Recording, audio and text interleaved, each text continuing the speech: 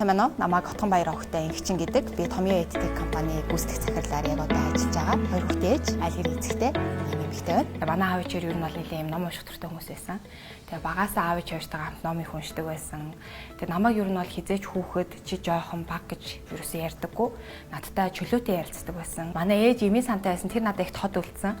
Тэгээ миний охин түр байж байгаараа ээж нь гарчаад ирээгээд гарсан. Тэгээд нэг эмэгтэй хурж ирээд ариун цэврийг хэрэглэв гэсэн чи энэ нэг чи айгу сайн штэ гэж би ингээ зараа зогсож байсан гэж намайг чоолоод идэг байхгүй. Тухайд их жоохон 4 5 автаад байсан юм шиг байна. Би тэгтээ тэрийг хальт сандаг. Тэр ер нь их тийм жоохон сэргэлэндөө төрлийн хөлт байсан.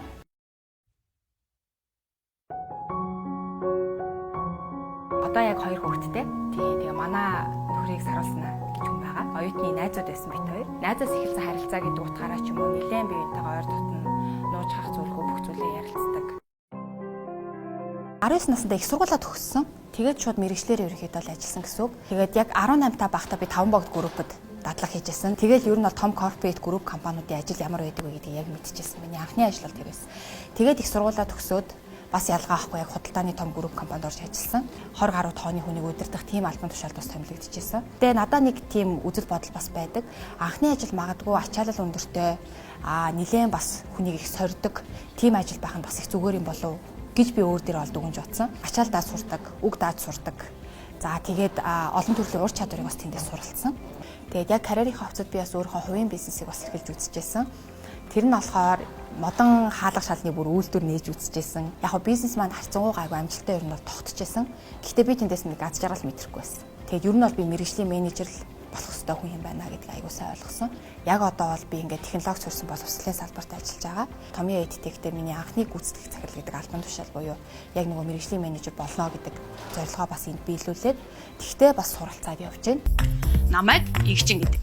Би гадаад худалдаа, хөрөнгө оруулалт, үйлдвэрлэл, банк санхүүгийн чиглэлээр ажилласан 10 гаруй жилийн туршлагатай. Альва сонголтыг ч юм уу хүн хийхдээ те одоо би ажлын байр ч юм уу мэрэгжил ч юм уу юу ч сонгож олно те хамгийн түрүүнд чагсаах зүйл нь би энэ зүйлээс аз жаргал мэдрэх үү гэдэг зүйлийг.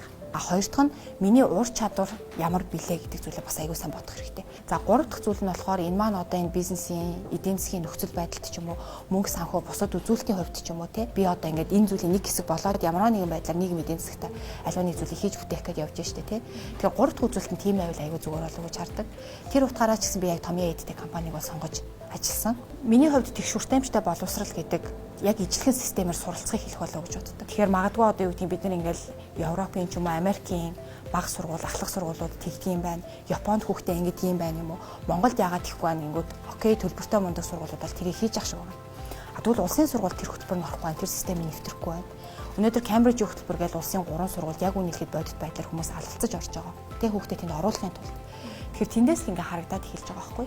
Яагаад тэгэхээр зүгээр хотын захын ч юм уу ингийн улсын нэг захын сургууль төгсчөөд миний хүүхэд ямар ур чадвартай болох бол тэгээд маш сайн мундаг сургуульд элсэж орж чадах болов гэдэг дээр бүх эцэгчүүд асуултын тэмдэгтэй байгаа нь нөгөө системийн төвшмөс байдал гэдгийг л харуулж байгаа. Эсвэл тэр мундаг багш нарын заагаад байгаа тэр ур чадварын хичээлүүд тэрийг нь бид нэр ер нь бол контент болгох юм л доо тий. Контент болгоно гэдэг чинь нөгөө багш нар маань ч юм уу тий хүн цагаа зарцуулаад 21 аймаг тойроод яваа заах ямар ч боломж байхгүй бодит тэр.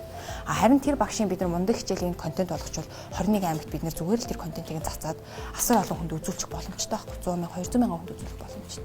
Бүх төрлийн хэл, бүх төрлийн soft skill ур чадварын хичээлүүдэд үзээд тэгээд яг энэ одоо энэ хотын төвд байгаа магадгүй арай илүү боломжн дээр өсөж тойрнож байгаа залуус хүүхдүүдтэй ижлэхэн багш нарын үгийг сонсох боломжийг бид нэр олгоё гэж зорж байгаа. Тэгээ үүнийхээ хүрээнд ямар ч байсан 2 жилийн хугацаанд амжилттай 300 мянган хүүхэд залуус төрсэн байна. Энэ тоог бид нар улам ахиулъя, сая хүн рүү хүргэх гэсэн ийм зорилттойгоор л яг одоо ажиллаж байна да. Тэр суралцах насны тухайд бол би суралцах нас гэж бол байхгүй гэж бол боддог. Зүгээр суралц гарга барил нь өөр ажил байх. Залуу байхдаа бид нэр тагмаар суралцаад ч юм уу тий хүлээж авах чадвар өөр байдаг гэж болно. Эргээ жоохон нас тогтоод тий тагмаар суралцах цаг зав ч юм уу хүлээж авах чадвар багасдаа ч гэсэн тэрийг бид нэр онлайн хэлбэрээр хөгжилтэй байдлаар ч юм уу тий тийм хэлбэрээр контентоор суралцах бас боломж ер нь бол байгаа. Манайх ч одоо ингээд 4 өөр төрлийн аппликейшн байна. Бүр дөрвөлөө өөр сегмент рүү тий.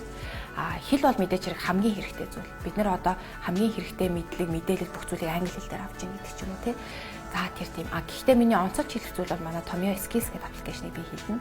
Хөгжингөө орнуудад өрсөлдөөл гэж бодож ивэл нэг хүнд онолдох бүтээмж өндөр байх яхахгүй шаардлагатай болж эхэлж байгаа. Бид нэр өөрснөө цөөхүүлээ учраас тийм. Тэгэхээр тэр бүтээмжийг яаж нэмэх юм бэ гэхээр ур чадвараа бид нар өсгөх хэрэгтэй. Тэр ур чадварыг бид нар хаанаас нэмэгдүүлэх юм гэхээр мундаг хүмүүсээс нь суралцах хэрэгтэй. За тэр мундаг хүмүүс нь хаана байгаа, тэр мундаг хүнийг нь очиод олоо суралцж ихээр тэр хүн чинь хүн болгоно очиод заагаад ах ямар ч боломж байхгүй. Тэгвэл тэр хүнийг нь бид нар аппликейшн дээр аваад ирээ л та.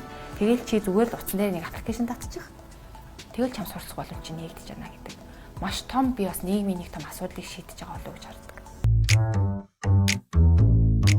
Намайг маркетер Нандаа гэдэг. Одоо ингээд бид нар сургалтынхаа контентыг видео контент хийчээд багш самбар дээр яриа зогсож байгаа шиг тэгж хийвэл хийж үзэхгүй. 1000 гоё агуулгатай зүйл зааж ирсэн ч гэсэн. Тэгэхээр Томьёо өөрсдийнхөө контентын бодлого бас яадаг вэ гэхээр богино видео хэлбэртэй байлгадаг. Илүү гоё тийм синематик, графиктай, одоо юм харагдцтай вижюал дүрсүүд ихтэй ч юм уу тий.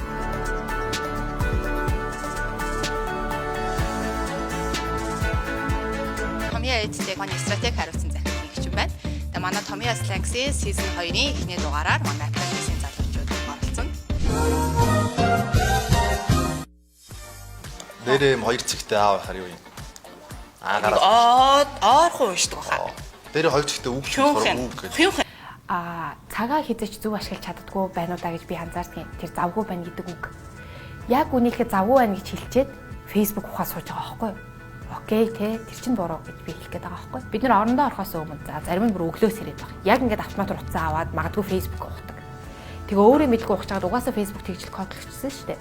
Өөрөө мэдгүй ухаж чагаад 30 40 минут болцсон байдаг ч юм уу те. Тэрнийхээ оронд чи унтахын өмнө Facebook ухаж чахаар ягаад зүгээр ганц одоо юу гэдгийг те манай магадгүй том эскис гэж юм уу. Ягаад тийм хэрэгтэй ганц аппликейшн нээгээд 10 минут нэг зүйл сонсож болохгүй байгаа юм бэ гэдэг. Нэг подкаст шиг сонсож болохгүй байгаа юм бэ гэдэг. Тэглээгээд би нөгөө Facebook-ыг битгий ухаатай гэж байгаа үг биш байхгүй юу? Тим хичгээ toxic positivity бас надад таалагддаггүй. Тэгэхээр зориглоод ихнийхээ үйлдэлийг хийх хэрэгтэй. Бас хүн өөрөө хувь заяаныхаа өөрөө эзэн байдаг. Би энд одоо чи тийгээч гэж хэлээд тэр хүн магадгүй нэмэргүй ба.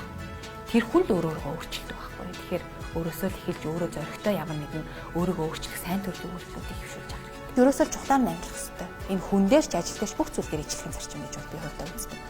Энэ 30 ажлын өнөөдөр би алийг нь хийхэд илүү чухал байгаа юм байна надаа тий.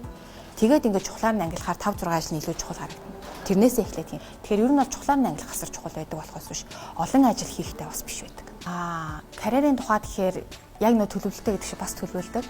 Тэгээд Томьёо Edtech-тэй ямар ч гэсэн нэгдээд би ингээд 4 жилийн хугацаанд энэ компанийгаа өсөлттэй тэг яг юм доктортой компани болгоод баг хамт олноороо нэг тэр гоё зорилго тэг тэгшүртээмжтэй гэдэг зорилгын бас нэгийнхэн том алхмыг нь хийя гэж бодсон. Тэр утгаараа бол ямар ч нэг 4 жил бол яг эндээ бол би гүйцэтгэх удирдлагаар ажиллаад компаниа залуучуудтай хамт нэг түвшинд гарах болов гэж харж байгаа. Үүний дараа ер нь бол явж сурна гэсэн бодол байдаг. Миний бас яг нэг баг залуугийн мөрөөдөл болохоор би нэлээд том одоо ингээд Ivy League-ийн сургуульд суралцаад MBA ер нь бол хаандаа гэсэн бодол бас байгаа. Жаргалтай амьдрах Томьёо юу? Хүссэн зүйлээ хий энэ төр гээл тэгдэг. Гэтэл юу хүсэж байгаагаа мэдэхгүй шүү дээ. Зарим хүмүүс тий. Би юу хүсэж байгаагаа мэдэхгүй байна гэдэг. Хүү ер нь миний бодлоор аз жаргалтай амьдрнаа гэхээр яг тухайн мөчтөө амьдрахыг би хэлдэг болов гэж боддог. Бид нэр хизээж тухайн мөчтөө амьдрч чаддгүй юм шиг надад санагддаг байхгүй. Одоо юу гэдгийг ингээд буддын гүн ухаанд ч юм уу амьдрал бол ер нь ингээд юм үргэлжлэн зовлон гэж ингээд заадаг. Тэрэн дээр чи одоо ингээд те мөч болгонд аз жаргалын мэдсээр тэр ингэж босож ирдэг те. Тэрэн шиг ингээд яг тухайн мөчтөө амьдрах гэдэг юм. Би найзуудтайгаа гой сууж байгаа бол аз жаргалтай инээ. Ажлаагаа сууж байгаа бол би стрессгүйгээр яг тэр ажлыг гой хийгээд дуусгачих. Зүгээр би гоё ингээд мэдгүй магадгүй усанд ороод ингээд зогсож байгаа бол яг тэр ус ингээд халуун устай байгаадаа баярлдаг ч юм уу одоо тэр ямар гоё мэдрэмж юм бэ ч юм уу тэрний мэдрэх хичээх хэрэгтэй байгаа гэж боддгийг. Тэр мэдрэмжийг хүн ерөөсөө мөч болгондоо ерөөсөө авч чаддаггүй. Дандаа тухайн мөчд өөр юм бодож идэг. Тэгээд тэр нь стрессийг үүсгээд идэг болов гэж боддгийг. Тэгэхээр аз жаргалтай амьдрах гэдэг нь хүснээ хийх байх магадгүй. Гэхдээ тухайн мөчд амьдрах